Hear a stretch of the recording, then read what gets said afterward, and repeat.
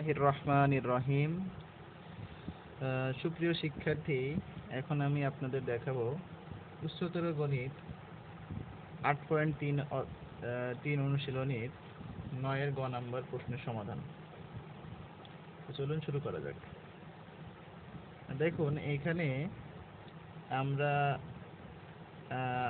আপনাদেরকে আমি আগে শিখাইছি যে ত্রিকোণমিতিক যে অনুপাতগুলোর যে আর্গুমেন্টগুলো, এগুলো যে 17π/18 আছে, এটা হচ্ছে এই সাইন স্কোয়ারের আর্গুমেন্ট বা কোণ।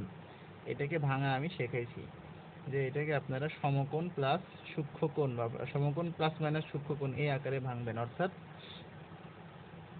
এই আকারে n × π/2 প্লাস মাইনাস থিটা। এখানে থিটা বলতে সূক্ষ্মকোণ বোঝাই। তো দেখেন, এখানে আমরা সাইন, এটাকে আমরা ভাঙতে পারি কি যে পাই মাইনাস π/18। দেখেন এইটা পাই মানে হচ্ছে 2 সমকোণ। পাই মানে কি 2 সমকোণ মাইনাস π/18। এটা যদি আমরা আবার ক্যালকুলেশন করি তাহলে দেখেন এখানে কত হয়, 18π মাইনাস পাই, তাহলে কত হয় এখানে 17π/18। তাহলে এখানে ব্র্যাকেট ছিল, ব্র্যাকেটটা বাইরে চলে আসে, প্লাস এটাও একইভাবে আমরা ভাঙবো। দেখেন এটা ভাঙলে কি হয়, সাইন, এটা ভাঙলে হয় হচ্ছে π/2 প্লাস π/8। দুইটার লসাগু কত? লসাগু হচ্ছে 8। তাহলে এখানে কি হয় 4π প্লাস এটা করলে কি হয় 1π, তাহলে 5π/8 এটা ফিরে আসে।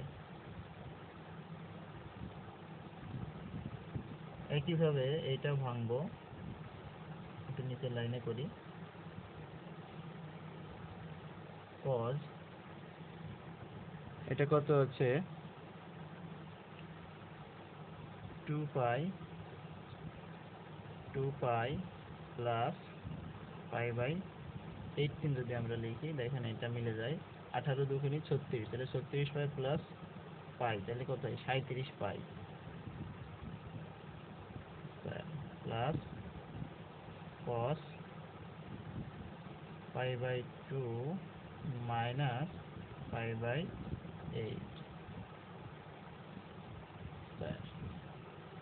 ইকুয়াল। তাহলে এখানে এটা আমরা কোয়াড্রেন্ট ঘুরাই, আমি শিখিয়েছিলাম আগে কোয়াড্রেন্ট ঘুরিয়ে কিভাবে আপনারা কোণ ঠিক করবেন। দেখেন এখানে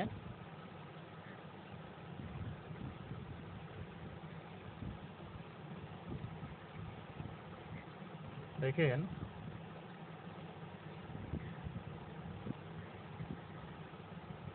দেখুন কোয়াড্রেন্ট ঘুরিয়ে কিভাবে আমরা সাইন কজের পজিশনের কোনটা নেগেটিভ হবে বা পজিটিভ হবে বা চেঞ্জ হবে, এটা আমরা দেখি।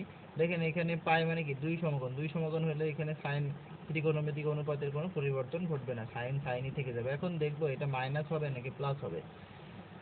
দেখুন এখানে পাই মাইনাস π/18 আছে, পাই এখান থেকে ঘড়ির কাঁটার বিপরীত দিকে ঘুরবে, তাহলে এখানে পাই, এখান থেকে এই পর্যন্ত পাই। এবার -18 তার মানে ঘড়ির কাঁটার দিকে ঘুরবে, এখানে আসবে, তাহলে এটা সাইন নিজের ঘরে আছে, এই জন্য এখানে মাইনাস হবে না, এবং সাইন 2 সমকোণ হওয়ার কারণে সাইন সাইনই থেকে যাবে।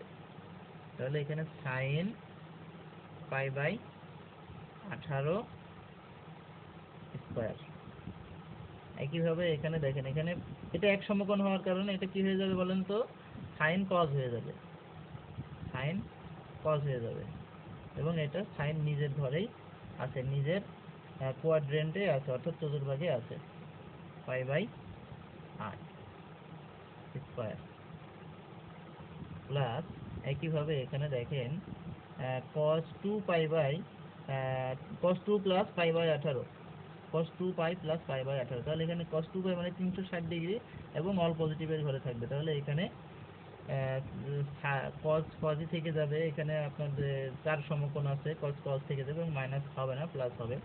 তাহলে এখানে cos pi by 18 square plus, এখানে একইভাবে এটা হচ্ছে কজ, এর দেখেন এর এক সমকোণ হওয়ার কারণে কজ সাইনে পরিবর্তন হয়ে যাবে এবং অল পজিটিভের ঘরেই থাকবে। এখানে ঘড়ির কাঁটার বিপরীত দিকে এক সমকোণ যাওয়ার পরে আবার ঘড়ির কাঁটার দিকে পাই বাই 8 পর্যন্ত ফিরে আসবে, অর্থাৎ 1 নাম্বার কক্ষপথে, 1 নাম্বার অক্ষের কক্ষপথে থাকবে, কোয়াড্রেন্টে থাকবে, চতুর্ভাগে থাকবে।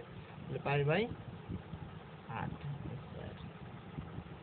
তাহলে এখানে sin square pi by 18 plus cos square pi by 8 plus cos square pi by 18 plus sin square pi by 8 equal. এখন দেখেন আমরা যদি একটু সাজিয়ে লিখি তাহলে এটা হয়ে কি sin square pi by 18 plus cos square pi by 18 plus cos square pi by 8 plus sin square pi by 8।